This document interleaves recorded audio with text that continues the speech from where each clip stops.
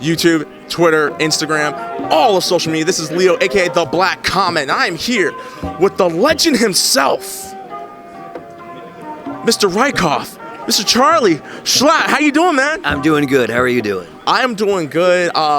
We're back at Pasadena Comic-Con, and I can't complain. Speaking of which, how are you enjoying the convention so far? Oh, this is awesome. We're in, like you said, we're in Pasadena. It's nice. There's been a ton of flow. Everybody's nice. There's great people here. Honestly, like top-notch actors and celebrities. It's really fun.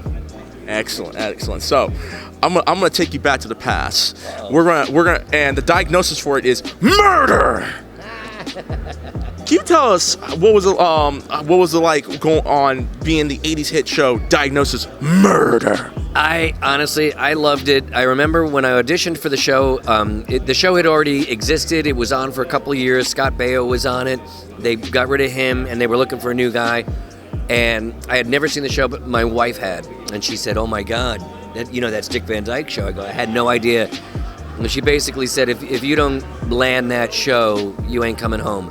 Because that was her guy. She never had a grandfather. That was her adoptive grandfather. And I was really lucky to book that. And honestly, man, every day on that set was like working with your grandfather. He was just such a hero to so many people. Still is. But it was weird. Even after like 6 years of doing the show, you would just go, "Oh my God, I'm hanging out with Dick Van Dyke. This is crazy." So you never really comprehended it or adjusted to it. But it was great. It honestly, when you say it like that, it honestly reminds me of like how so many of us had like TV moms, TV dads, like like Philip Banks from Fresh Prince, Carl Winslow from Family Matters. If you was a 70s and 80s baby, James from Good Times. I know some of y'all who say that, but no, that is awesome. Speaking of shows, you're in Shameless. Yeah. I am now binging Shameless. That guy, yeah. Season, I think it's the 8th season I come out. Dr. Dick. You were, if I remember correctly, you're on the episode with and correct me if I'm wrong. Carl was what do you call it? He thought he had a circumcision. No, it was the STD one. It's Fiona. Oh yeah. And she welds his. Well, it's not a spoiler. It's season 8. But she welds my Porsche to a dumpster. I'm a total douchebag. Debbie, yeah. The episode is called Fiona something, but it's Deb. You're right.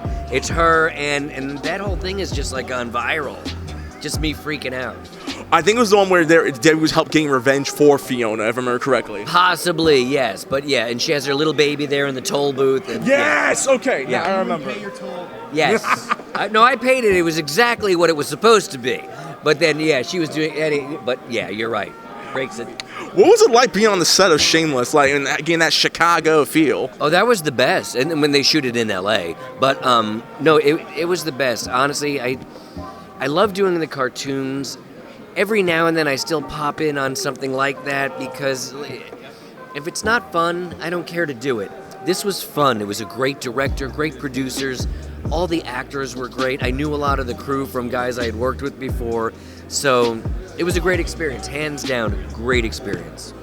If you haven't watched Shameless yet, what you doing? I'm pretty sure you watch all the YouTube shorts. Shame on you. Shame. But you're probably going to be shameless about it. There it is. But now what I won't say I'm shameful of is that you helped me with having a nutritious breakfast. You were the iconic honeybee. Buzz. Be happy, be healthy. There he is. Tell me about how did you, what were the producers of that commercial looking for when you became Buzz? Well, they had, I think I was the third one. There was like some guy from the 1700s who used to do it. And then, so he had like a little cartoony voice. And then Billy West came in. And I think he might have been the second guy. And then he only did it for like a couple of years. And then when they had me do it, it's funny, there was no like reference or anything that they were looking for. But what I did was, I guess, kind of close to whatever had been in the past, but totally different, if that makes sense. And so, I just thought, what would a bee sound like? And then we came up with that little guy. And so, I had a nice run. I think I did it for like 15 years. I think there's a new bee in town though. Yeah. And I think he's from Canada. something like that. But he's he's a non-union bee. But they asked me, would you want to do this, continue? Unfortunately, it's non-union, and I said, no, I can't do non-union. So anyway, it is what it is. Thank you for the 15 years of telling me to eat my Honey Nut Cheerios. I appreciate that. Yeah.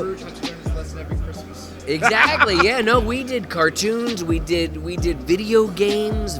Internet games before. Yeah. Like, we did tons of stuff. We had tons of content. It was fun. Do you remember Flash games or like Adobe Shockwave? Yes. You're right. That's crazy old. Yeah, in case y'all want, and for our younger viewers out there was a time before mobile games where we had Flash games on our computer. You were either at the library for like maybe half an hour playing them on Cartoon Network or Nickelodeon or Disney Channel, and sometimes the internet would crash because you were playing too much of it, or they were trying to run those 3D games too. Was there something with bunnies, like these bunnies that couldn't make it down a hill and they would get stabbed? I don't remember. Sounds like Super Mario Rampage. Super Mario Rampage. Could have just been a nightmare. Could have been a Newground game. But there was something. But yeah, we did a lot of those Honey Nut Bee things that were part of that. Now, going back into your voice, and you've done so many iconic characters. Ben, you were in Ben 10. Kevin 11, yeah. Kevin 11. You were in the Flash and Justice League Action. What was and Robin in the Lego in the Lego DC universe? What was your favorite character that you voiced? I think I loved doing Kick Buttowski the most. The River Ride episode's my favorite. Yeah. Mine is the nachos. There will be nachos. But and also there was one we did with Ed O'Neill where he plays like Kick Buttowski's grandfather, which was really great. But yeah, that was just one of those little characters that I loved doing. The writing was always great. When I did it, my son was probably 8 years old, so for him it was really great to have a dad that was, Kick Buttowski and coaching kids. I was always Coach Kick. Yeah, that was my favorite. I know you're not supposed to have a favorite child, but that's totally my favorite. I would say just knowing that Al Bundy was Kid Buttowski's granddaddy is the funniest part of the entire story. We got great people. We had Henry Winkler was the principal. Mindy Sterling was Miss Ciccarelli. We just had great people popping in. Will Forte had done episodes. Tom Kenny was Cousin Kyle. You name it. We just had like some of the top voiceover people in town. And they all did it. And we had great guest appearances. Oh my God, the basketball player. What's his name? Are we talking 80s, 90s, or 2000s? No, now. LeBron? It'll come back to me. Okay. Keep going. It'll come back to me. Okay. Lastly, because of the release, and I have to talk about it because it is a franchise that's near and dear to my heart, you played Raikov in Metal Gear Solid 3 Snake Eater. Tell me the process. What was the process like of trying to get that voice, and also the process of making this video game, and stuff like that? It's funny. The woman who actually was the voice director for that is one of the first voice directors I ever worked with, Chris Zimmerman.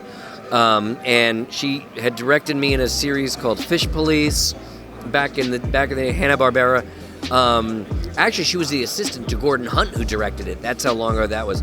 But and this was just one of those calls. Hey, come on in, be this guy. And she just kind of wanted a lot of me in it. There's a couple days of like nothing but yelling. In any video game like that, there's going to be total yelling. But yeah, I mean, we kind of kept it close to home, but a little sassy. It was fun. Was a lot of the yelling coming from Colonel Volgin or Big Boss? Oh, Big Boss. Of course, Big Boss.